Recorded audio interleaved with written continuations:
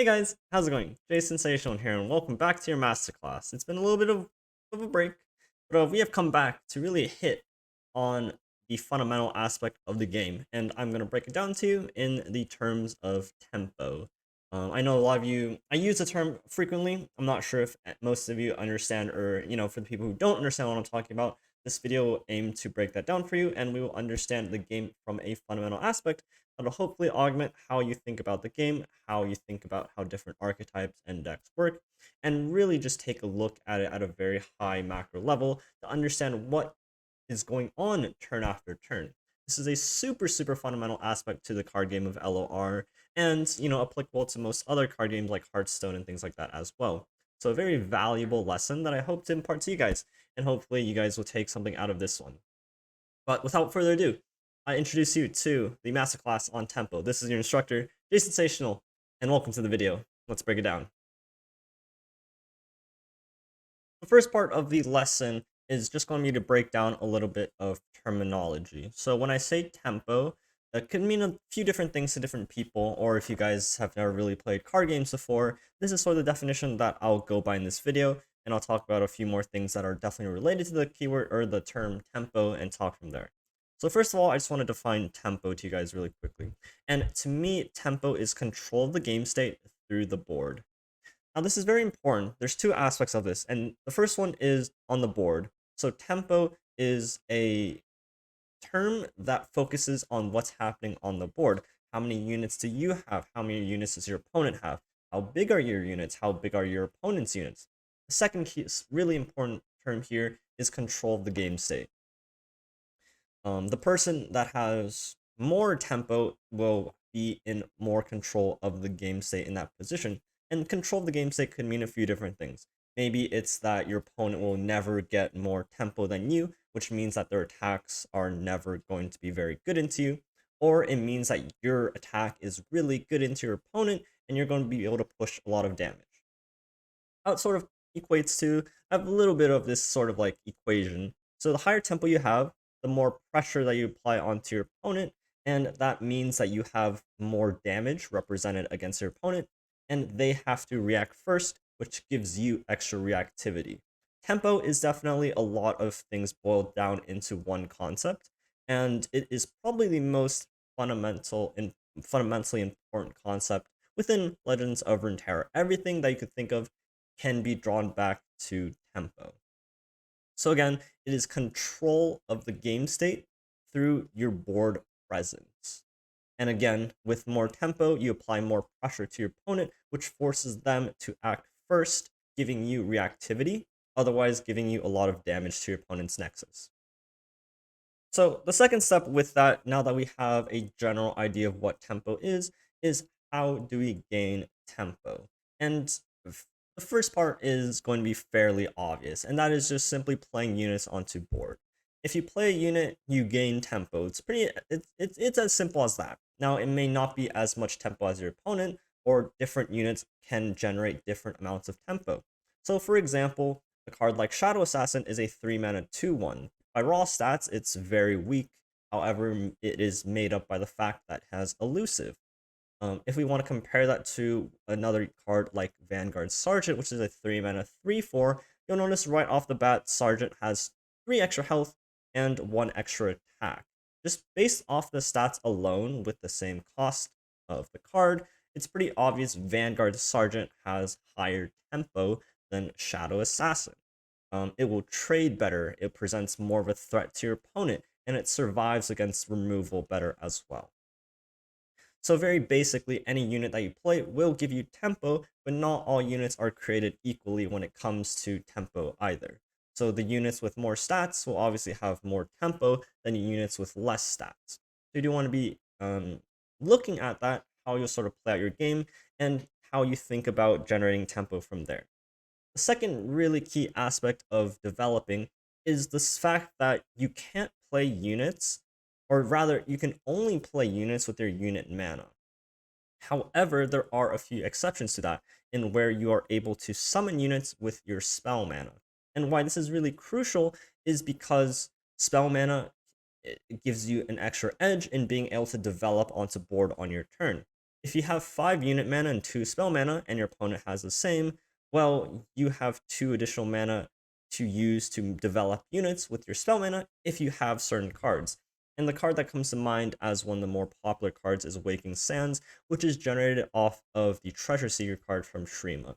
And it's also why that card is so pivotally powerful, is because of this fundamental aspect that allows you to spend your spell mana to create a unit, which sort of goes against the whole nature of you need unit mana to create tempo, at least in this portion of developing on your board. Now, other cards that fit this bill are cards like Remembrance, the classic card back in the day. On turn 3, you're able to play a 5-costed card, which is sort of a jump up in tempo, whereas your opponent can only play a 3-cost card. Being able to convert your spell mana into units, into essentially unit mana, given this general scenario, is very, very powerful at generating tempo, because all of a sudden you always have more mana to spend to develop your board than your opponent if you have these cards. The second aspect is value trading. So this comes off a lot more straightforward when we have all these mid-range decks roaming around. So the essence of value trading is making sure that your card trades for more than your opponent. So maybe your card trades for 2 of your opponent's cards, and that is essentially trading up. So cards that do help that out are cards that have like quick attack. If your opponent is forced to block a quick attack unit, you get to kill their unit for free. Challenger units, which lets you choose and dictate combat, allowing you to pick off weaker units, challenge them off, and 2 for 1 of your opponent's cards, excess value. Cards like Merciless Hunter, which allow you to, again, affect how combat dictates, is very important in this value trading aspect, because this allows you to pick your fights. Now, other ways of generating value are also cards like your protection tools. So Sharp Sight and Troll Chant are 2 very popular cards that come to mind when it comes to this value trading sort of scenario. You have equal units fighting off on board, but I have a Troll Chant and I'm able to kill your unit while my unit survives. All of a sudden, at the end of the turn, I have a unit surviving and you don't. I am now ahead in tempo, and I am able to remain on board with my unit. That is fundamentally why cards like Troll Chant and Sharp Sight are just so powerful, because again, they are spells which can use spell mana, and they can save your unit, which you use the unit mana to play. Now, of course, if you also just run out of units and you have cards like Troll Chant, Sharp Sight in hand, you can't use them anymore. So these cards fundamentally allow you to save your units to remain your tempo on board. And then finally, we have removal. And, a lot of cards from the PNZ, SI, Noxus cards come to mind. So you have cards like Ravenous Flock, you have Get Excited, Thermo Beam, Mystic Shot, Vengeance, Falling Comet, any sort of removal. And again, the reason why a lot of these removal cards can be so situationally powerful is, again, because of their ability to use spell mana. Because I can spend spell mana to remove your unit, and then that still leaves me all of my unit mana to develop onto my turn. I have an ability to just really develop tempo onto my board while removing tempo from your board. Also, another reason why Ravenous Flock is so powerful is just because of how efficient it is for the cost. So being able to remove a unit for the price of 1, especially 1 spell mana, gives me a lot more flexibility to spend the rest of my turn. Allowing me to spend more mana on units also allows me to develop more tempo on that turn. So 3 very basic ways of gaining tempo. I think these are all ways that you guys have at least, done so perhaps by yourself. You guys have all seen this play out. Maybe you didn't think about it in terms of tempo necessarily, but this is all very, very relevant to this conversation. So now that we have a good idea of tempo, how to gain tempo, let's tie this into some more sort of real, quote unquote, real life examples within Legends of Runeterra. And this is looking at how different archetypes utilize tempo to their advantage. So we have 3 basic distinctions between archetypes. This isn't perfect, but I think you'll try to get the point across. So you have Burn represented in red, mid-range represented in green, and control represented in blue. The numbers on the left don't mean anything, they're just there as general markers, but the numbers below just represent a timeline of the game as it goes on. So a burn deck represented in red again will have a very high bump in tempo.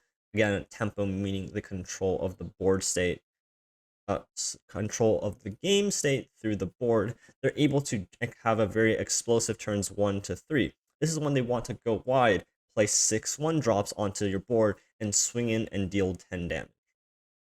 From there, their tempo will just slightly go down because of the card quality that they play. A lot of their cards are 1-drops, 2-drops. Very rarely do they go much higher than that, and if they do, they're generally finishers, which are a little bit less um, tempo efficient, so to speak, compared to their early game. And so after the turn 3, you'll see their tempo just slowly go down because any other deck than the burn slash aggro deck will just have higher quality of units, or that's when they'll have more efficient removal coming in. So from there, you'll drop down to the bottom.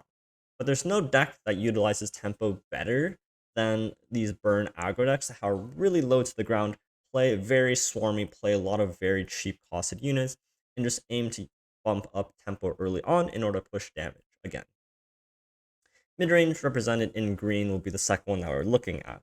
And mid-range decks are generally a little bit slower at developing out their game plan. Their power turns really depend on the deck. But if you look at a deck like Sivir Auction, Sivir is a turn 4 play. If we look at a deck like Pantheon, Pantheon comes down leveled, turns 6, 7, 8. These mid-range decks will have a little bit of a higher curve. Maybe their power units begin at like turns 2 to 3 instead of the 1 to 3 aspects, and they'll generally play a little bit slower than the burn aggro decks. But as the game progresses, they'll slowly gain tempo incremental advantages over their opponent, and after a certain turn, they will aim to take over the tempo from the game and just try to blow you out from there. Control decks represented in blue are sort of the anomaly to this whole tempo thing, where they don't really care about their own tempo on their board because their deck is so packed full of removal. Their main goal is just ensure that the opponent just never has a significant tempo advantage, or how much tempo they have on board, so long as they have the removal options to deal with it. And in this game, control is definitely a little bit weird. If you look at a deck like Field Rush, they win on turn 9 when they play Field Rush. Now, you can say this in terms of tempo, where all of a sudden no other deck in the game has the same tempo card like Field Rush, but it's a little less meaningful to talk about tempo in terms like control and other things like that. Because a lot of other decks will be lumped into this mid-range sort of tempo deck style of archetype. When I mean control, I mean pure control value. And we can talk a little bit more about that later on.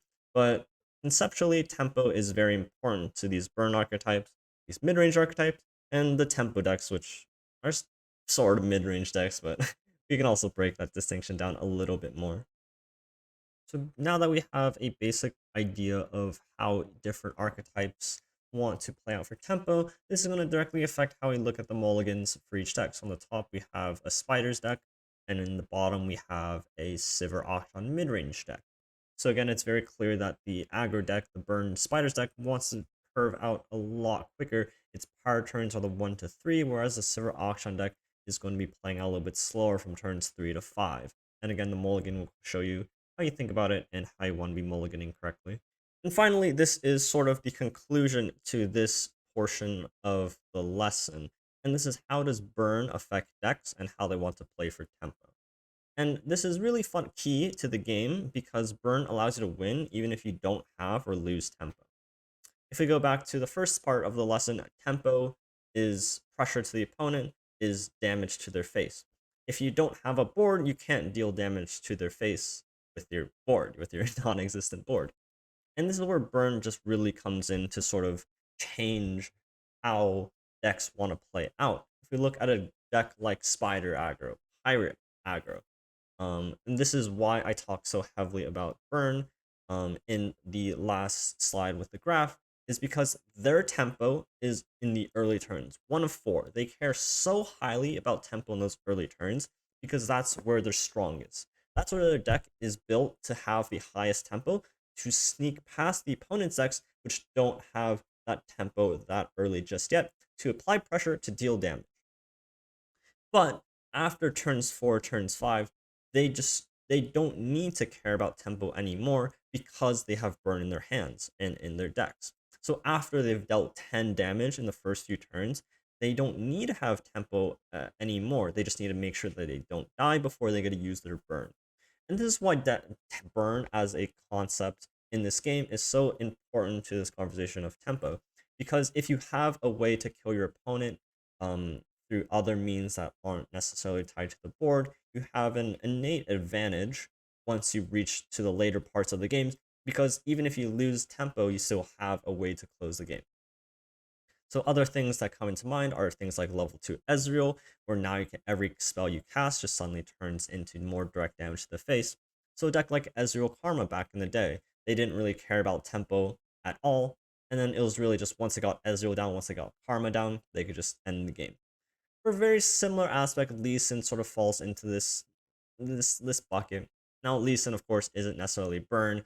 You know, it is a unit that is present on board, but because they are able to kill you from very high amounts of health without necessarily needing to have a significant tempo advantage onto the board, they sort of are an exception to this overall rule, but it still sort of applies that they do need to control the game. It's just more tied to like a control deck than anything. Now, I do want to stick on this topic for just a bit longer, because for some decks, this is very, very crucial. If you ever lose tempo for some decks, you straight up lose. So decks that come into mind are any rally decks that don't have burn. So any of the Demacia Ione decks back in the day, the Poppy Lulu. Lurk, another great example of this, where if you just lose your board state advantage, you just can't come back from it. Sivir Auction, Pantheon even. These decks don't have burn, they rely on units to close out the game, and they don't really have very good ways to catch up on tempo. It's not like these decks run Ruination or other hard removal to come back onto the board. If they don't have a board, they can't do anything. And that is fundamentally why having burn in your deck changes how you look at the game and how you want to play out for tempo. Because if you don't have burn in your deck, you cannot afford to lose tempo in your game.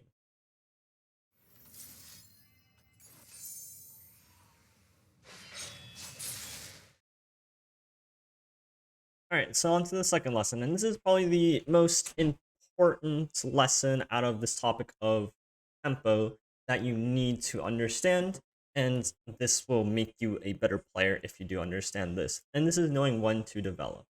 We talked a lot about how tempo, you need tempo to apply pressure. If you don't have enough tempo, then you don't get the reactivity, and then your opponent has, you know, the mana or the reactivity to do whatever they want, or they can simply ignore whatever sort of attack that you're developing. But it's also important to know when you need to develop or when you don't have the opportunity to develop either.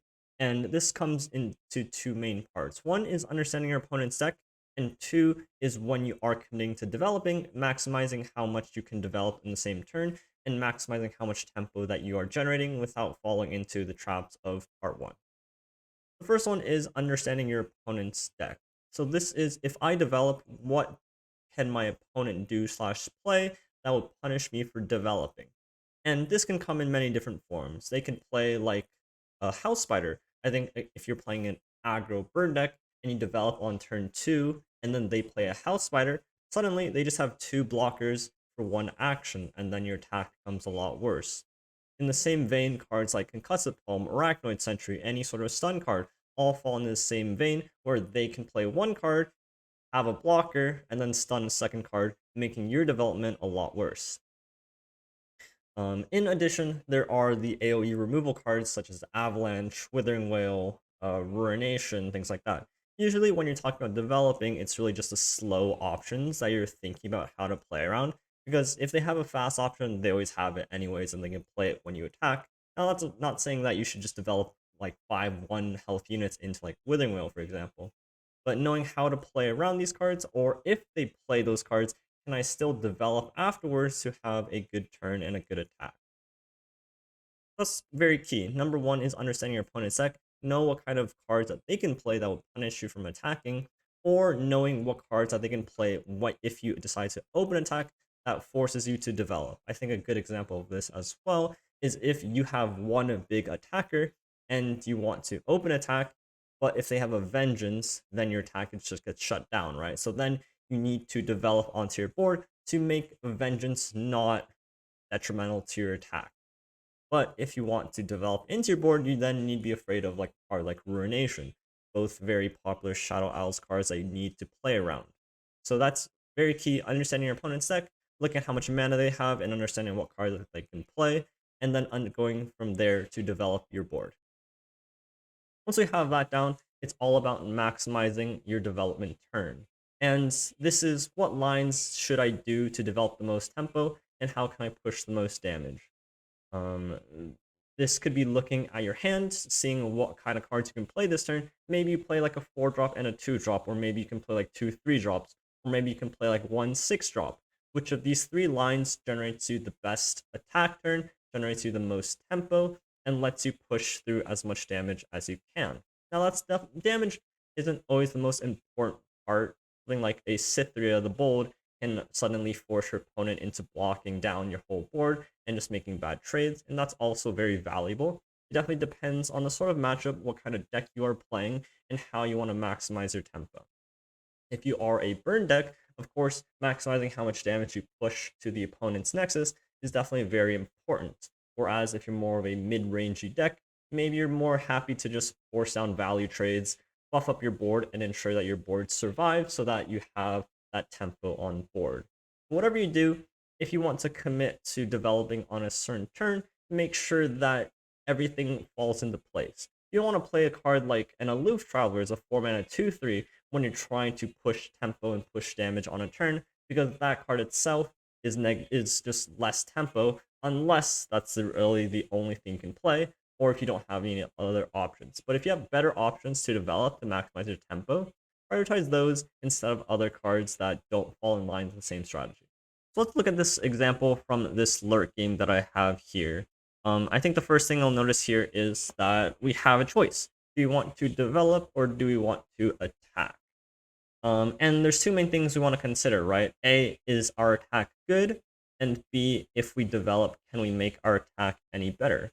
Against our opponent who is playing a PNZ SI deck, I think cards that they'll likely play to punish like an open attack like this are cards like Vengeance, right? If I open attack here and he vengeances me, that's going to be pretty bad because it would seem weird to then develop after my attack, and also just give them a turn where suddenly they're not threatening to lose the game on the spot.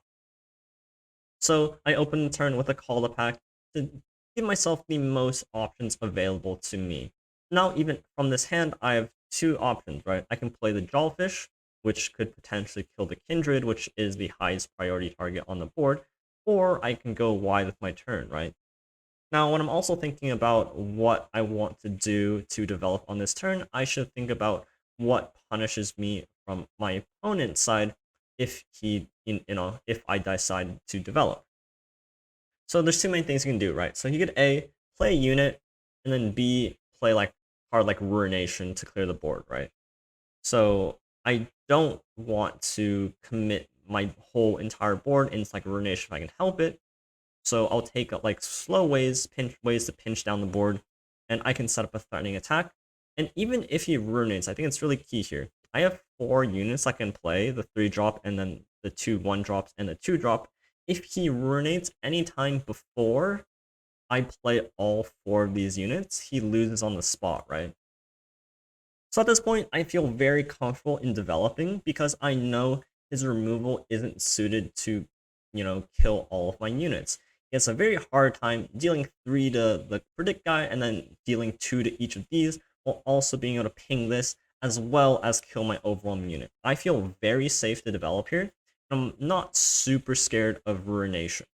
So I will decide to develop on this turn with the main objective of A, seeing if I can kill my opponent because all I need is one of my units to connect, and then B, killing his Kindred, which is probably like one of the biggest threat. So our opponent gives us a nice green light here, right? He ultimately is scared of the overwhelm unit, so this tells us he didn't have Vengeance. Not that it matters because he's dead here, but we realize that developing here is not bad for us. He suddenly sinks all of his mana into the overwhelm unit. Now this allows us a full turn to do whatever we want. we have 3 more units to develop. We're 1 wider than our opponent, and we just have an easy lethal here, regardless of whatever his board state is. The main thing here was to think about whether or not we want to develop. Now, if he didn't have Vengeance overall, our open attack still would have killed him, but if he had a Vengeance, we definitely would have been put in a much worse position. So I think it's really key to see here that you need to think about how much you want to develop, if you do want to develop, and what your opponent can do in response to my development. And I think equally important to think about this topic of tempo is also from the control perspective as well. Now, I'm in a position where I'm more on the back foot, sort of. I'm more on the defensive side, and I need to think about how my opponent approaches this as well. The first thing he does here is he kills my Elise while stunning my Karina. This is pretty threatening, right? I think to any player, they realize that their whole board is being out of commission of blocking, and now my opponent has the ability to swing in for, a pretty decent amount of damage. He's representing 8 damage on board, right? So I think a lot of people would be pretty hastened, oh, this attack looks pretty scary. I might need to cast the Ruination here, which I also did consider, but you need to think very critically about the game overall and tempo. Is this attack threatening? Is my opponent applying enough pressure here? And does this warrant me to need to Ruination? Worst case scenario, I can just Withering Wail, kill these two, and only take, 4 damage here, and then I heal 3, so I only take 1 damage. But I want to see if I can play the Ledros this turn. And what my opponent realizes as well when he plays the Arsenal is that his attack isn't threatening enough to pose a threat to me. If he attacks and only deals 8 damage, and that's barring the fact that I have a Withering Wail that can make his attack worse, he is not putting himself in a good enough position. So as a control player, I realize he doesn't have enough tempo on board, and this lets me take a pass at full mana. Because if he passes back without attacking, I can just drop Ledros and I'm still ahead in the game. But because he's forced in a position where he knows he has to develop, I get a lot more reactivity. So again, just understanding the fundamentals of tempo, even though I am playing a more control-y position in this game, it is very useful to understand and realize what kind of position you're in. Now this lets me set up a very nice board clear, getting the maximum value out of my Ruination, and opening the turn up for me to play Ledros.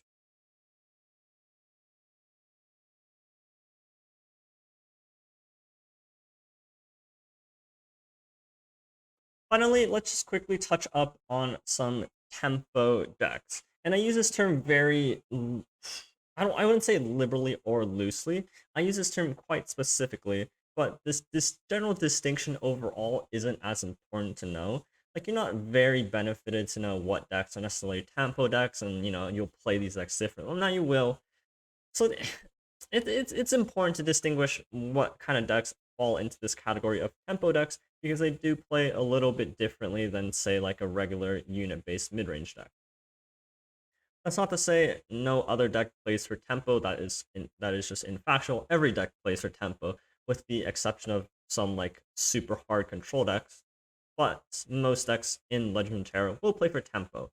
It's just that some decks don't play for tempo as efficiently and as powerfully as some of these decks that fall into this category. We'll talk a little bit about what exactly makes a distinction and a little bit further down below. So, what kind of decks fall into this category of tempo decks? There's a few that come to mind. The most popular ones are any Noxus, a Sentry Flock deck. So, Ezreal Draven, a very powerful tempo deck that has existed for, the past year. TF Gangplank Noxus. What's the third one? Why is it eluding me? TF Gangplank. I mean, those are two, like, the most popular ones. Then you can branch into, like, Shadow Isles and things like that. But TFGP in Noxus, as well as Ezreal Draven in Noxus. Another deck that comes to mind is Darkness. I think what a lot of people like, the tempo deck, it doesn't necessarily, isn't like, it could be like a mid-range deck, it could be like a control deck, but generally it still falls into this idea of tempo. And I'll talk about what makes that the case following the next slide. Another one is the Kindred Sentinels deck. This is the Fearsome deck that has like the Brewer Sentinel, the 1-drop Sentinel. These gain attack with when you slay an opponent's unit with a spell, and has a lot of fearsomes overall, Legis Atrocity, late game, things like that. And then any discard-oriented aggro deck I would count as a tempo deck. So these could be like the Draven Scions, even like the Draven Jinx back in the day, all fall under this similar sort of category. But what really makes these decks sort of different from, say, like a mid-range deck like Silver Auction, for example, and this is where the distinction really comes in and will really affect how you want to look at your turn. So I think tempo decks are defined by their ability to use spells and their development mana to efficiently generate tempo for their attack turn. I think tempo decks will focus really, really heavily on setting up what I call swing turns to have a very, very powerful attack turn and put themselves in a position where they A, close the game on the spot, or B, set up the game in their favor for the rest of the game. And it's because they have the ability to use both their spell mana and their unit mana to generate an incredible amount of tempo on one turn or over the course of a couple turns in order to push a high amount of damage on your opponent. And there's a few ways or reasons why this can happen, but let's look at, like Ezreal Draven, right? This is the Tri-Beam deck, the Sentry Flock deck. Because we have cards like Ravenous Flock, a very efficient removal card to kill an opponent's unit for 1 mana, that's already a really solid tempo play by itself. Arachnoid Sentry, you develop a 3/2 for 3 mana, but you also decommission your opponent's blocker for that turn as well. So again, another 1 for 2.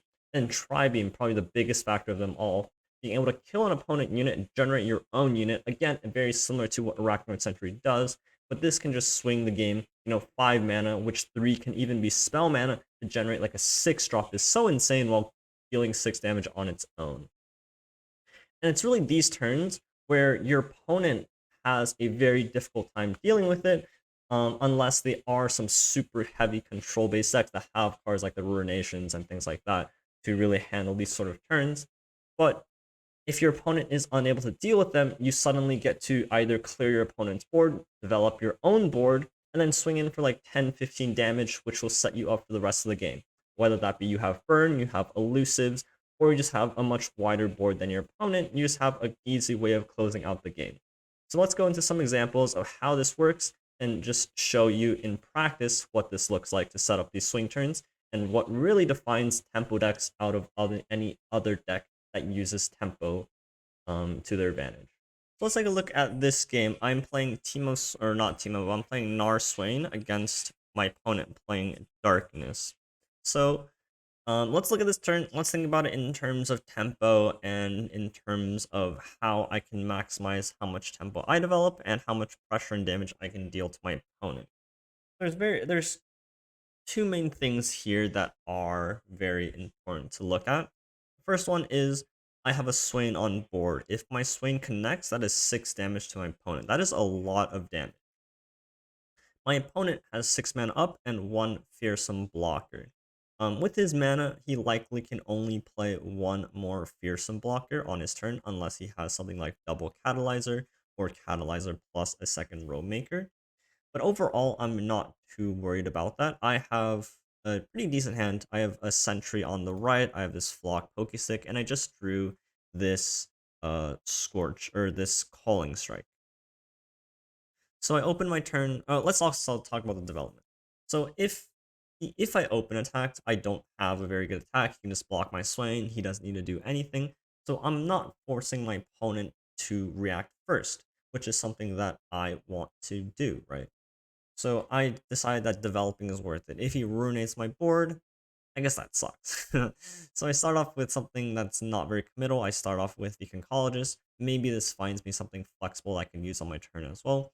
And this still leaves me up 3 unit mana to play my Arachnoid Sentry if I choose to. These options mostly suck. But it's probably just Blade's Edge. I can synergize with Flock. Whirling that seems a little bit poor. And Yodo Portal is kind of funny because it is a very high tempo card. But yeah, it's just not that great. So now he taps under Ruination, right? And this is sort of like a green ticket. He can now no longer deal with a wide board of mine, and I want to take advantage of this position to develop. And I was always going to develop, so there really wasn't any difference in that. I take out his fearsome blocker, and now all of a sudden I am, threatening a very, very hard attack to my opponent. he responds by playing a fearsome blocker in the form of his second row maker. And this is sort of what I've been sort of like building up towards. I had the ability to deal with both fearsome blockers this turn, one with sentry, and then one with the ping flock. And now this sets me up to a very good position where now I have a clean attack in with the Swain, and I have a relatively wide board that can get in for some extra chip damage this turn. So it is very important to look at this, see how you can maximize your turn out. See, I was very patient with my development. I was a little bit hesitant into the Ruination, so I played the Conchologist first just to test the waters. Once he tapped under the Ruination, this gave me free reign to develop for the rest of my turn. Unfortunately, he had a wall up that stops my Swain attack, but this is setting him down to mana. I'm ahead on board, and I have a decent lead here. So again, very important to recognize turns like this. These are sort of like these swingy turns that I want to emphasize on. It's turns like these where you need to recognize the opportunity to sort of go in with your attacks, right? Now, if you had like two fearsome blockers on board, and then you played the third row maker, suddenly my turn's not that good because my Swain doesn't have a very solid attack, right? So realizing this turn, I could take advantage of the fact that my opponent didn't have a very easy way of making a block for Swain, allowed me to go in on this turn to push damage. So for the next clip we have here, we're playing a Ezreal Draven matchup into Tree. Now, I want to start conditioning you guys to think about the game in terms of tempo. We are a very tempo-centric deck, and our opponent, is a relatively tempo-focused deck as well. They have a lot of swarm units, they have a lot of ways to generate blockers, but he decides to play Tree this turn while I have full mana up. I think it's not easy to see why this is a bad play, but I want to stress you guys, I want to like really rack it into your heads why this play was so awful. First of all, Tree is a completely negative tempo play. You're spending 5 mana, and you're not affecting the board state, and that in itself is very, very dangerous, especially against a deck like mine that has very easy ways of swinging tempo. We have Tribeam in hand, we have some 3-drops of Powered Up. We're looking to really go in next turn. Our next attack turn will be completely devastating to our opponent. And so here, we just play out some 3-drops. We actually had a Scorch Earth, which is a cherry on top, lets us blow up the Bandle Tree, makes use of our mana perfectly to go into next turn, and charges up our Tribeam by 2 in this position. So this turn, he's done nothing. We've developed a 3-3, and we've spent 3 mana to blow up his tree and proc up our Tribeam by another 1. And now again, in this position, I'm thinking about, do I want to attack, do I want to develop, and how do I generate the most tempo, right?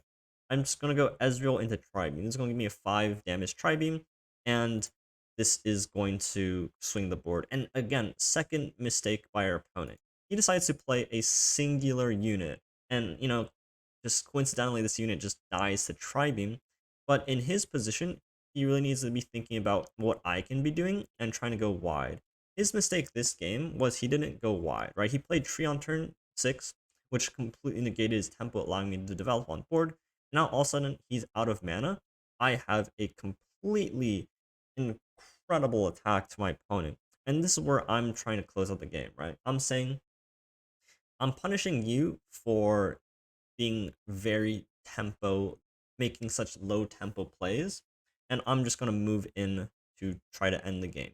And as you can see here, even after my opponent blocks, I'm still pushing 1, 6, 7, 8, 2 from the Mystic Shot, and then more from the Axe if I need to. I'm pushing a lot of damage. And with the Farron, I just have lethal, right? I'm just going to decimate his face, and he's going to die. So it's very important to see how in this game, because my opponent didn't play for tempo, he put himself in a very vulnerable position against my deck that could A, go wide, and then B, have very high tempo plays, such as Tribeam, to set up this swing turn where I'm pushing damage where he can not recover from this position, especially because he has no healing in his deck. And because this idea of tempo and the swing turn plays is so crucial, I'm just going to show you guys another clip. So this is turn 8. I have a few options here, right? I could play the Captain Farron, which, is an 8/8. Wow, very big card. but it's not doing me that much. I have a way to generate a lot more tempo this turn, and we're seeing if our turn is better than playing 888 Farron. We go Draven into Sentry into Tribeam. This is going to eliminate both of his blockers and set us up for a full board attack. This is much better than, just plopping a Farron down, which might deal a couple bits of damage. It does got some decimates we can use in the following turn. But we see our health total down at 4. We're really trying to close out the game here. And we just go all in. Even if he doesn't play unit here, we're committed to this line. We go all in, we develop a wide board, and we just chalk it up to our opponent to try to deal with it.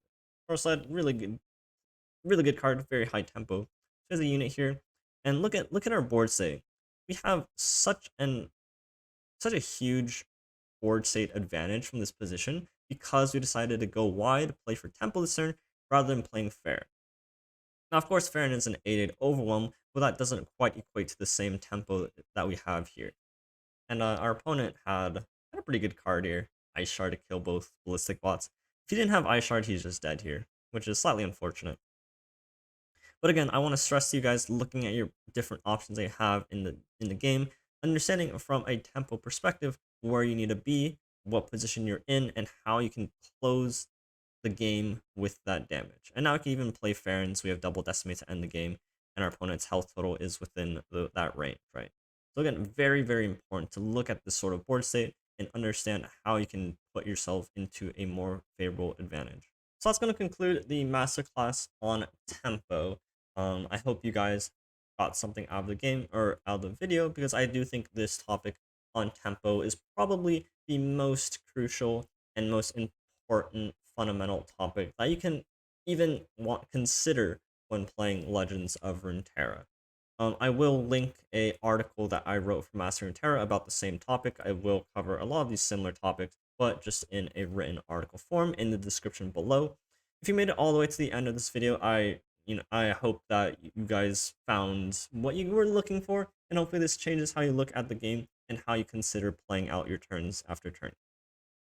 But do let me know down below in the comments if you want to see something different covered, if I missed something, or if you just have any questions on the topic overall. I'm happy to answer them. So just let me know. But if you guys did enjoy the video, I would really appreciate it if you did like and subscribe to the channel. It really helps me out, and just gives me some good feedback on if I'm doing these right or not. But I hope you guys enjoy this content. Thank you guys so much for tuning in. This has been Jay Sensational. This has been your masterclass, and happy Saturday, guys. Take care, guys. Peace out. I'll see you guys tomorrow.